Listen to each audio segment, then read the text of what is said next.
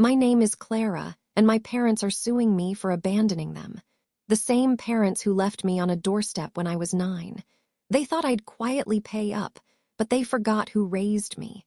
Before we dive in, where are you watching this from? Drop your city or country in the comments. I love seeing how far our stories travel. They always said I was too quiet, like silence was a defect I was born with. I never learned to cry loud enough to be noticed in our little brick house in Springfield, Ohio. Maybe that's why they thought I was easier to ignore. I was the third daughter, tucked between Madison, who practically twirled out of the womb, and Elise, who once wrote a poem in 3rd grade and got a whole shelf of applause for it. Me, I cleaned my room without being asked. I read books I didn't understand just to impress them. I made flashcards for fun. None of it counted. I remember this one evening like a paper cut you keep reopening. The kitchen smelled like pot roast and scorched sugar. My mom was pinning Elise's dance medal to the fridge with a ladybug magnet, cooing like Elise had just discovered gravity. I stood beside the sink with a graded test clutched in both hands. An A-. In biology, my hardest subject. "You got what?" Mom asked, barely glancing up. "An A-," I said again, holding it out. I stayed after class for tutoring, and, "That's not honors material, Clara." She turned away. "Your sister just placed 2nd in state. Why can't you be more like her?" I still hear those words when I wake up too early and the house is too quiet. That night I lay in bed trying not to sniffle.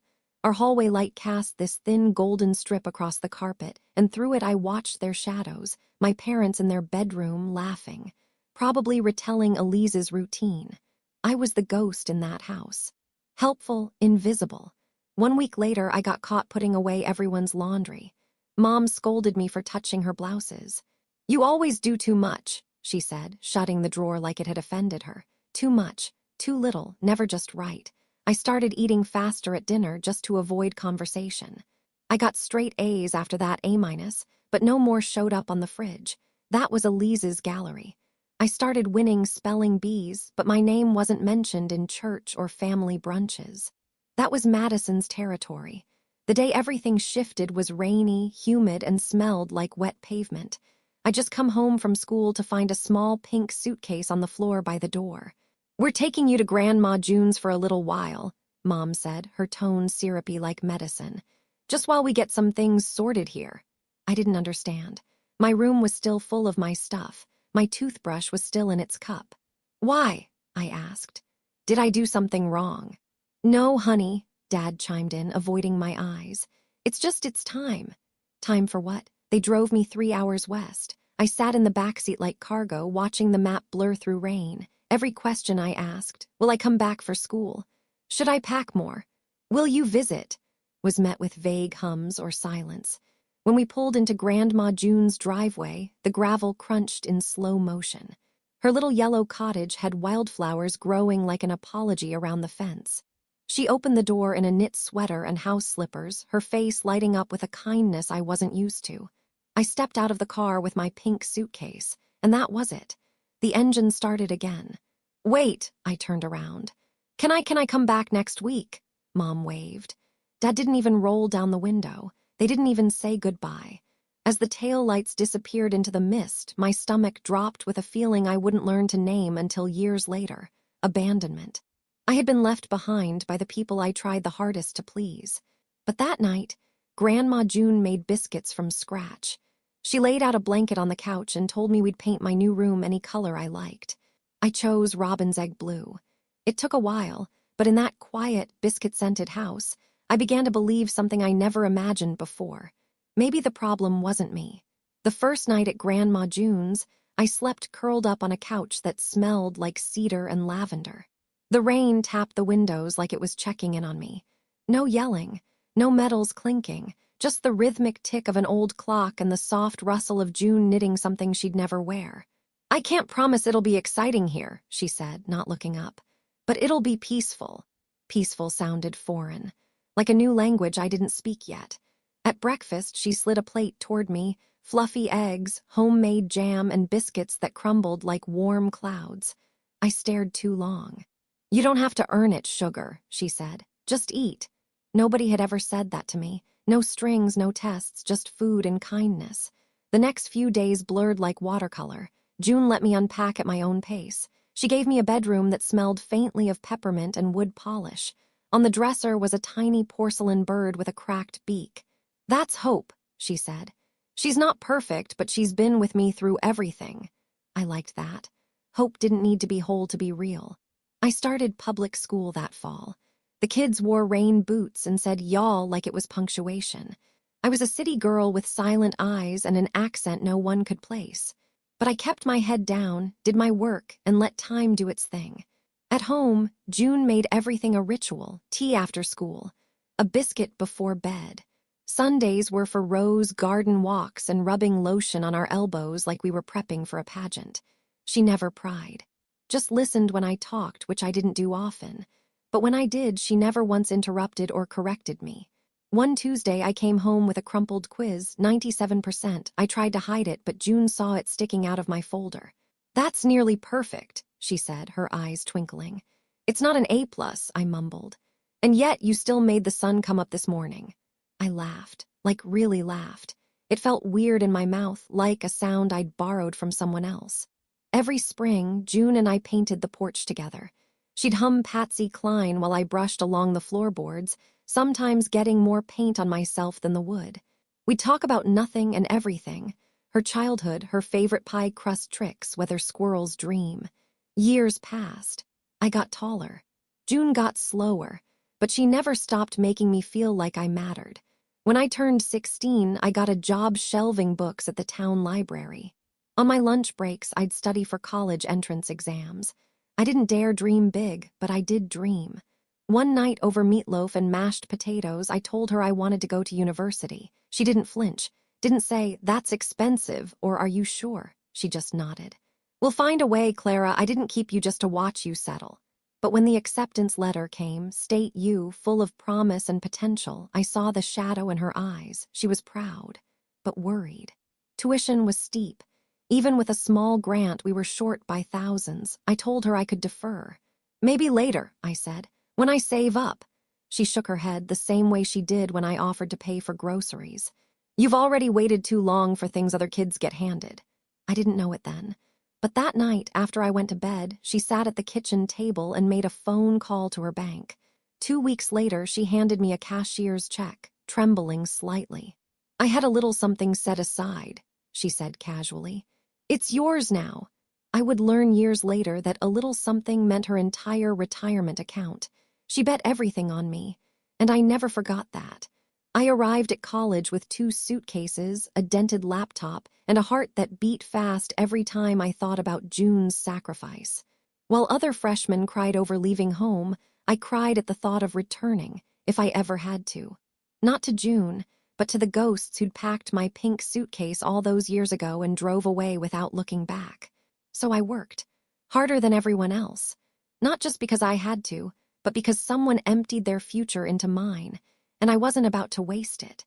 I picked a tech major, information systems, because it felt like a world where logic made sense and problems could be solved. No emotional guessing. No hungry glances across the dinner table wondering why love skipped your plate. During the day, I sat in lectures and took notes like gospel. At night, I worked at the campus help desk, fixing printer meltdowns and recovering lost passwords for panicked seniors. I sent June emails twice a week, even though she still signed her replies with "Love, Grandma June," just in case it doesn't show on your end. She sent care packages wrapped in newspaper, filled with peanut brittle and socks. The socks were always wool and never matched, but I wore them anyway. They reminded me of her. Senior year, I was selected as project lead for a capstone competition. Our team designed an app to help small businesses track inventory without expensive software. We won second place, behind a sleek robotics project from some Silicon Valley-funded team.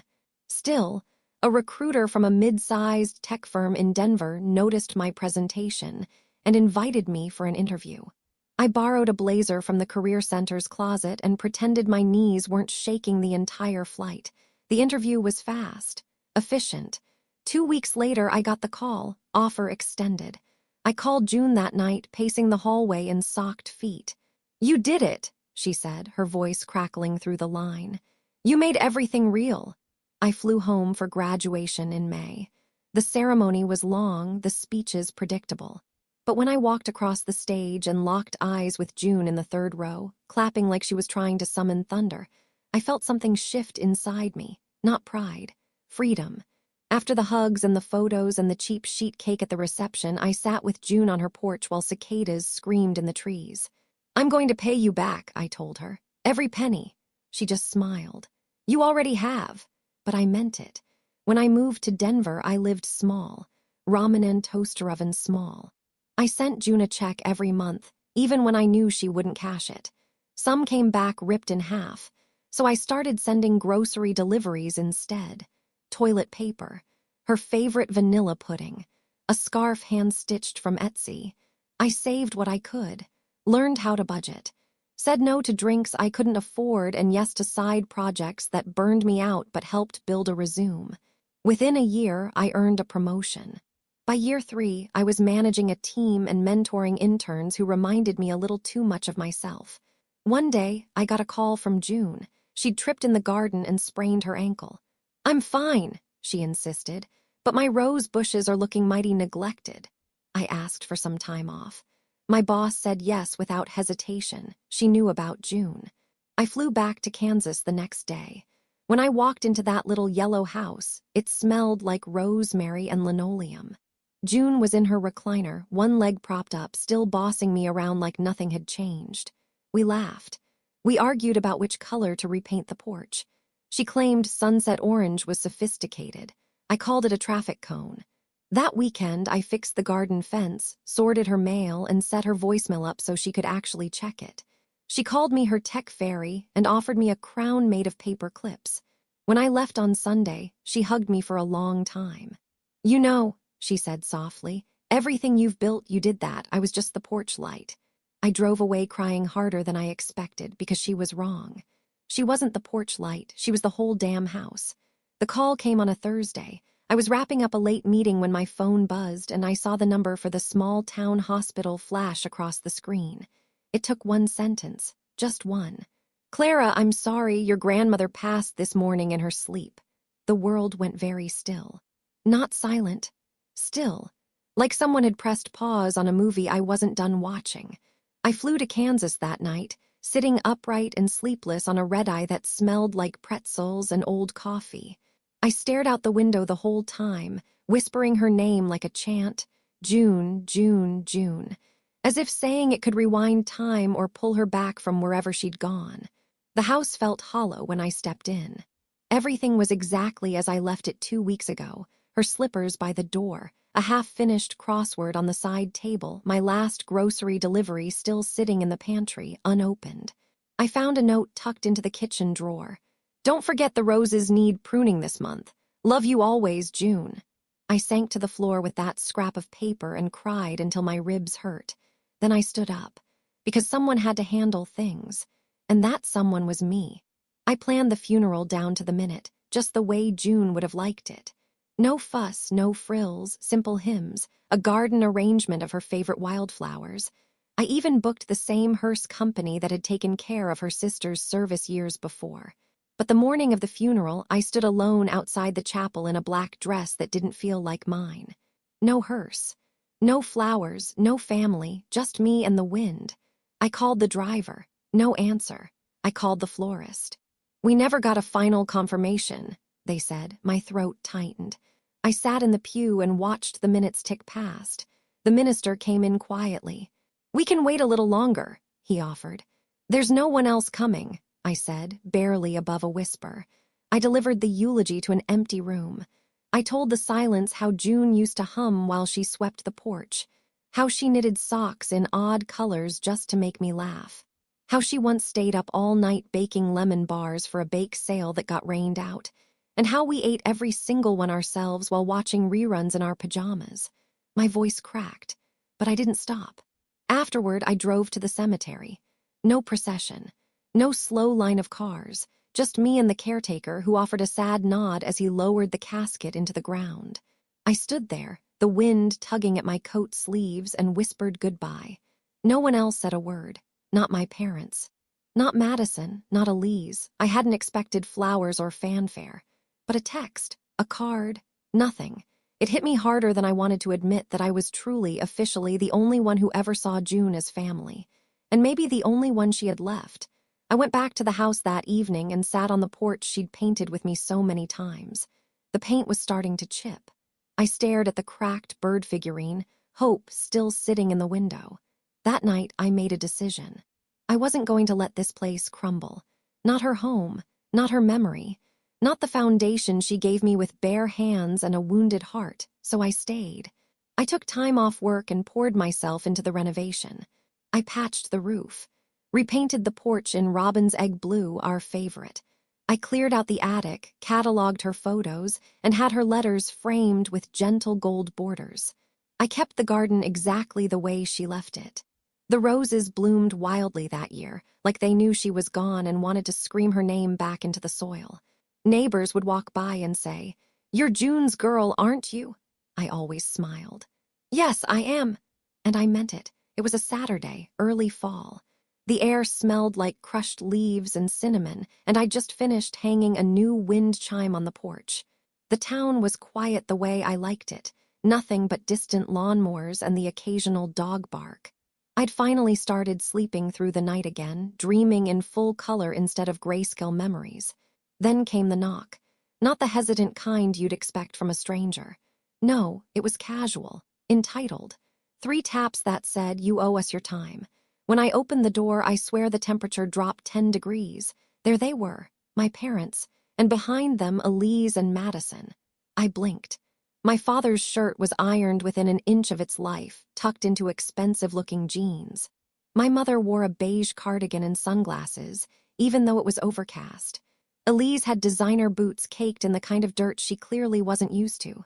Madison, now in yoga gear and a tight smile, looked me up and down like she expected someone else to answer the door. "Clara," my mom beamed like we were old friends at a brunch table. "My goodness, you've done well for yourself." My throat tightened. "What are you doing here?" I asked, arms folded, heart pounding in betrayal's old rhythm. My dad stepped forward and let his eyes sweep across the porch, the fresh paint, the flower boxes, the neatly trimmed roses. "Just thought we'd visit," he said smoothly. "It's been what years?" "You mean since you dropped me off and drove away," I said, letting the words slice. He chuckled like I was being silly. Madison cleared her throat. "The house looks amazing, Clara, like really magazine-worthy." I didn't thank her. I stepped back, letting the screen door creak but not open. Elise, ever the actress, pulled her cardigan closer.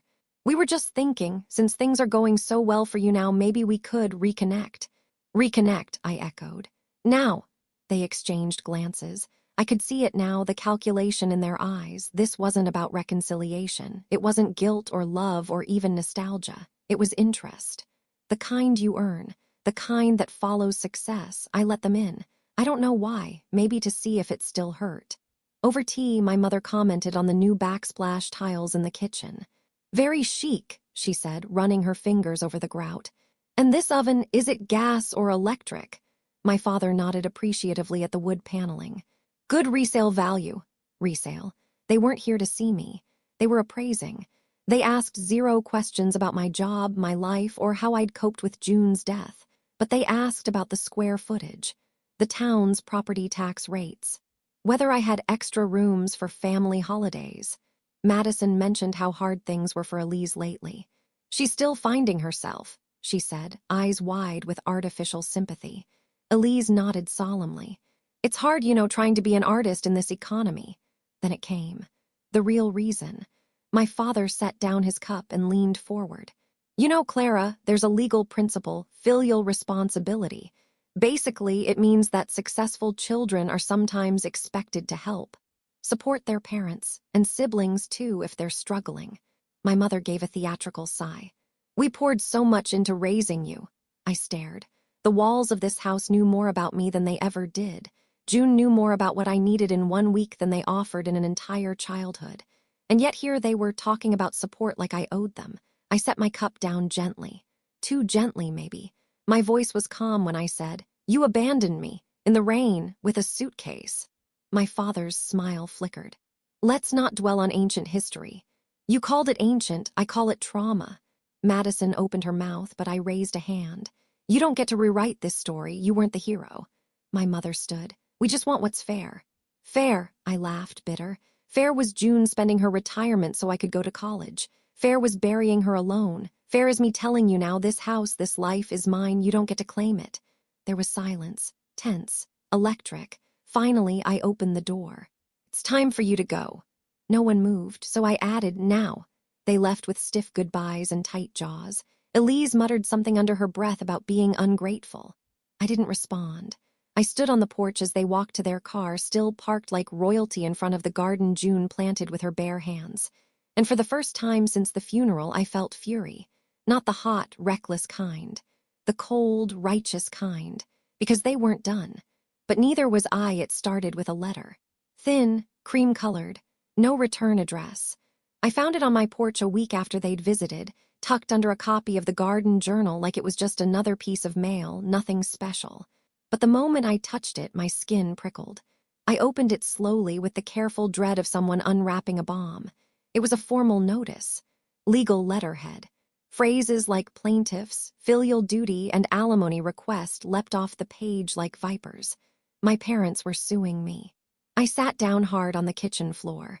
The walls didn't spin, they leaned. The house felt suddenly small, like it was holding its breath with me. They were invoking something called filial responsibility. I'd heard of it once, in a podcast I half-listened to during grad school, an old, rarely used clause in some states that allowed parents to demand financial support from adult children. I thought it was a myth, apparently not in Kansas. My fingers trembled as I dialed a number saved under legal just in case. Dana Barnes, the voice on the other end answered. Calm, capable, my former roommate's cousin. She'd offered legal help once after I helped her niece with a college application essay. Dana, I whispered. They're suing me.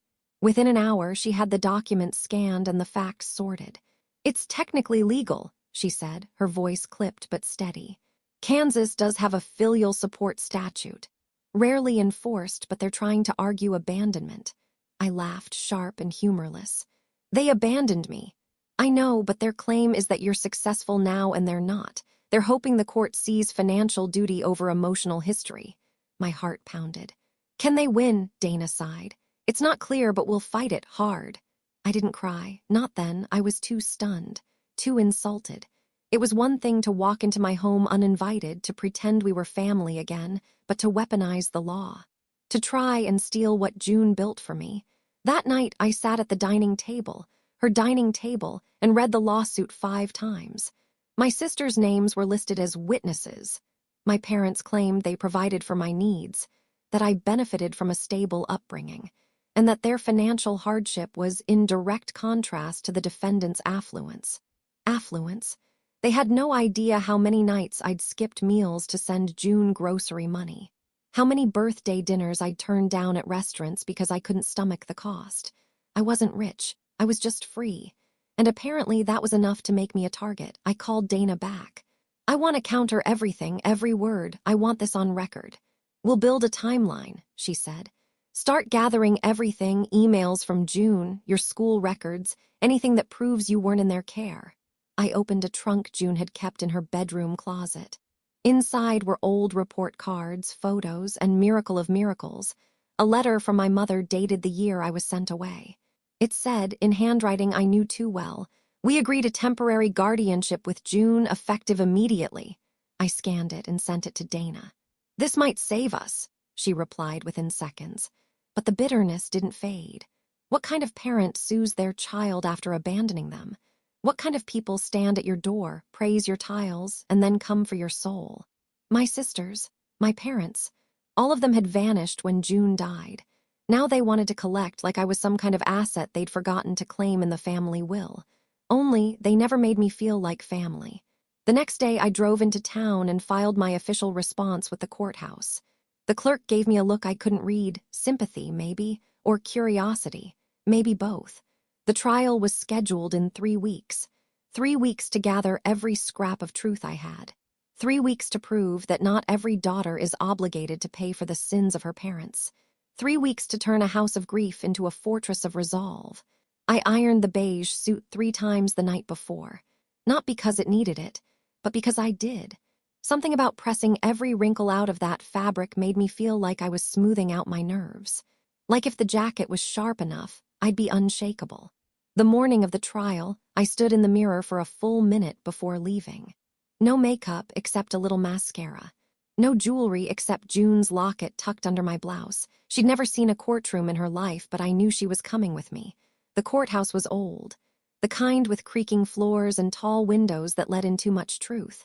I walked in holding a manila folder, every email, every document, every scrap of evidence Dana said might help. She met me at the door, dark gray suit, hair pulled back tight. "You ready?" "No," I admitted, "but I'm here." She nodded. "That's enough." We walked into the courtroom together. My heels clicked across the floor like punctuation marks in an otherwise silent room. And then I saw them. My parents sitting together on the left side. My father in a navy blazer too crisp to be authentic. My mother in soft pastels like she thought this was a brunch meeting. Elise and Madison sat behind them, flipping through their phones. None of them looked at me, except Elise. She smirked. Dana leaned in. "Don't react." I didn't. The judge entered, a woman in her 60s with sharp eyes and a no-nonsense expression. Everyone stood, then sat. I clasped my hands together and felt my nails press half-moons into my palm. The bailiff read the case name. Philip and Diane Everly versus Clara Everly. Already the air changed. You could feel the weight of unspoken history pushing against the walls. My father's lawyer stood first. Polished. Artificial. The kind of man who probably rehearsed his morning smile in the mirror. He began with a quiet, practiced tone. "Your Honor, my clients gave Clara a home, food, structure, education. Now, as they enter retirement without stable income, they are requesting modest support, nothing excessive, simply a daughter honoring her parents in accordance with Kansas statute." I stopped listening after that, because none of it was real. They hadn't given me a home, they gave me away. They didn't provide structure. They punished silence. They didn't feed me love. They fed me shame. Dana stood when it was our turn. Her voice was calm, but razor-sharp. "We contend that Ms. Everly was abandoned at the age of 9 and has had no financial or emotional support from the plaintiffs since that time. We will show clear documentation that they surrendered care to her grandmother and have not contributed to her upbringing in any legal or practical sense since." The judge looked unimpressed by either side. Exactly what you want. As the arguments unfolded, I sat still, occasionally handing Dana documents when she signaled. My heart pounded so loudly I was sure someone would ask me to quiet it. And then came the moment I wasn't prepared for. The smirk. From Elise. As my father spoke about sacrificing vacations to buy Clara school supplies, Elise leaned forward, smiled right at me, and mouthed, "You owe us." It hit like a slap. Dana must have seen the flicker in my expression because she whispered, "Stay with me. We've got more coming." And we did, because just then Dana's assistant, a young guy named Jeremy, hurried in, panting slightly and holding a sealed envelope. He passed it to Dana. She scanned the contents, then looked at me with eyes wide and sharp. "Permission to submit new documentation, Your Honor," she asked. The judge raised an eyebrow. "Depending on its relevance." Dana handed over a paper. "This," she said, "is an official record from the Kansas Department of Child and Family Services. It confirms that guardianship of Clara Everly was legally transferred to June Hartwell in 2007. It also notes that the plaintiffs, Mr. and Mrs. Everly, were found unfit for continued guardianship due to negligence and emotional endangerment." Silence. Even the judge leaned forward. The courtroom held its breath. My parents froze, and Elise's smirk vanished. The judge looked down at the page for a long time. Then she said, "We'll take a short recess. I'll review this document before proceeding." Gavel, bang. As the room emptied, I stood, legs shaking, and turned toward Dana. "You didn't know that was coming," I whispered. She grinned. "No, but I hoped." We stepped into the hallway, past the stunned expressions and averted eyes. My parents didn't follow. They sat at the table as still as the paper they tried to weaponize. And for the first time since all of this began, I felt it, not peace, not yet, but power. And it tasted like justice. I didn't sit during the recess. I paced. Back and forth along the marble hallway, June's locket thudding softly beneath my blouse. Dana stood nearby, arms crossed, unreadable. Her assistant, Jeremy, scrolled through legal databases on his phone, mumbling case numbers like spells. Inside that courtroom, the judge was reading the record, the one that could change everything. Unfit guardians. Negligence. Words I had swallowed for years now danced on official paper like confetti at a long-overdue parade. When we were called back in, I took my seat slowly. My parents were pale. Elise avoided my eyes. Madison twirled her hair like she was still trying to look bored. The judge's voice cut through the tension like a blade. Having reviewed the new documentation, the court acknowledges that guardianship of Clara Everly was legally transferred to Ms. June Hartwell in 2007, when Clara was a minor. She looked over her glasses at my parents. This directly contradicts your claim that you provided for her upbringing beyond that point.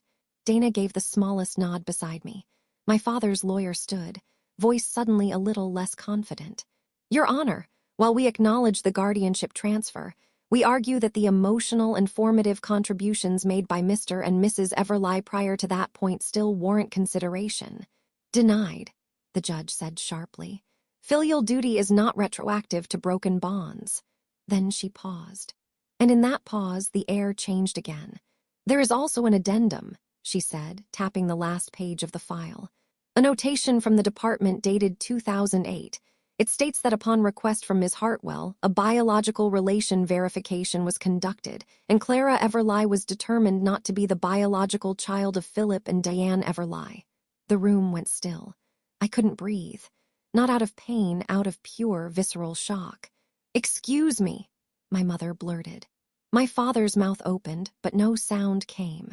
The judge continued, eyes unreadable. The report indicates that Clara was placed in your care through informal custody from a distant cousin's daughter who gave birth out of state. No formal adoption was completed.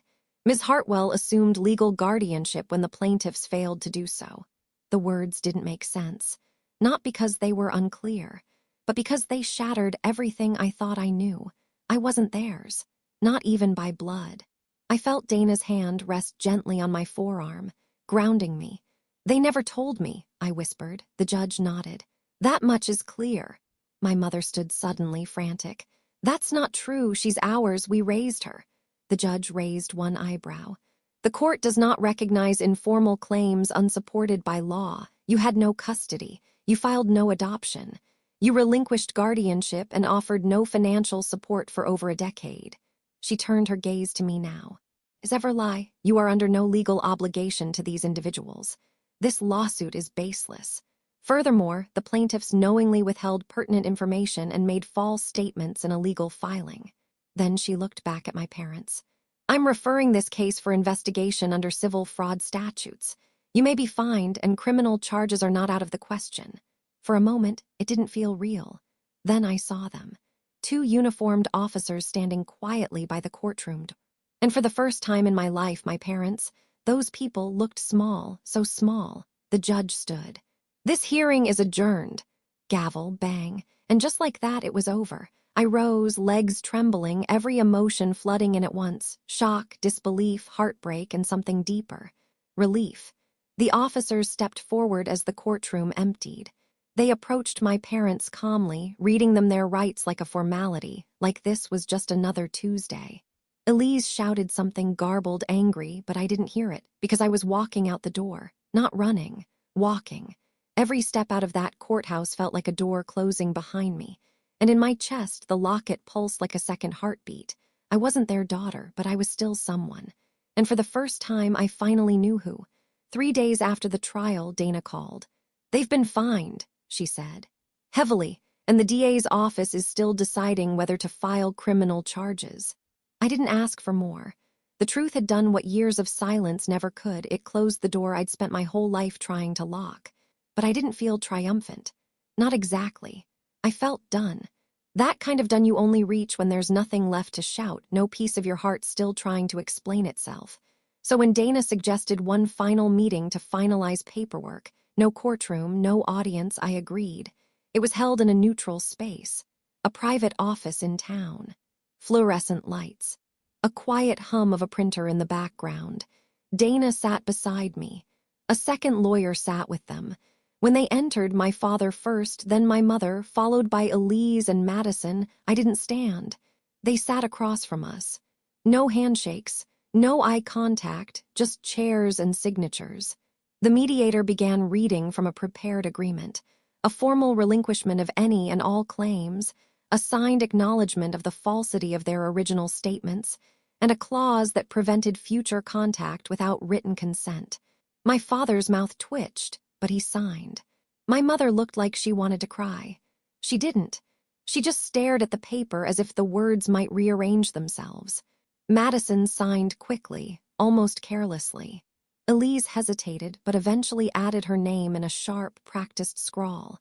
Then the mediator turned to me. "Ms. Everly, do you wish to add a statement before the agreement is filed?" I nodded. Slowly, I stood and faced them, not with fury, but with finality. "You don't get to rewrite what happened," I said. "You gave me away, and then you tried to come back, not with love, not even with guilt, but with greed." No one interrupted. "You left me in the rain and never looked back. June raised me. She taught me how to build a life, and when I did, you tried to take it." My father opened his mouth, but I held up a hand. "This is not a discussion." Silence. I turned to my mother. "You used to tell me I was too quiet, that I was nothing like my sisters. You were right, I'm not." To Madison, "You once told me I tried too hard, and I did, but not for you." To Elise, "I'm not your piggy bank, I'm not your afterthought. And I'm not your sister in anything but biology." Then I inhaled, slow, centered. "And now I'm not even that." I signed the final line on the document with a steady hand, passed it across the table. Then I stood up and walked out. Not a single one of them followed, and that was the loudest apology they'd ever give me. Outside, the air was crisp and clear. The sky was cloudless. I didn't cry. I didn't shake. I just breathed, because I had said everything that needed saying. No more silence. No more pretending, and no more weight on my shoulders that wasn't mine to carry. The cottage felt smaller when I returned, but not in a bad way. It was the kind of small that feels safe. Like a favorite sweater stretched at the elbows, warm from memory. The roses were blooming wildly again, as if they'd waited for the trial to end before opening up. Inside, I made tea. No drama, no noise. Just chamomile in a chipped mug with "World's Okayest Gardener" scrawled across it, a gift June once gave me when I accidentally killed her mint plant. I sat at the kitchen table and pulled out the box. It was labeled in her handwriting, "For later." I'd seen it in the attic months ago, but hadn't touched it. Maybe I wasn't ready then. Now I opened it. Inside, letters. Stacks of them, tied in faded blue ribbon. Each one was addressed to me. Some written when I was a teenager, others clearly meant for the future she knew she wouldn't see. One read, "If you're reading this, it means the world got loud again. Just remember, your quiet is a power, not a weakness, and your kindness, that's your inheritance." I cried, soft and steady. The kind of tears that don't need to be hidden anymore. I read every letter twice. Then I placed them in a new box, one I carved myself in the shape of a small cottage. I labeled it June's Voice. The next morning, I drove into town and scheduled a meeting with the community center director.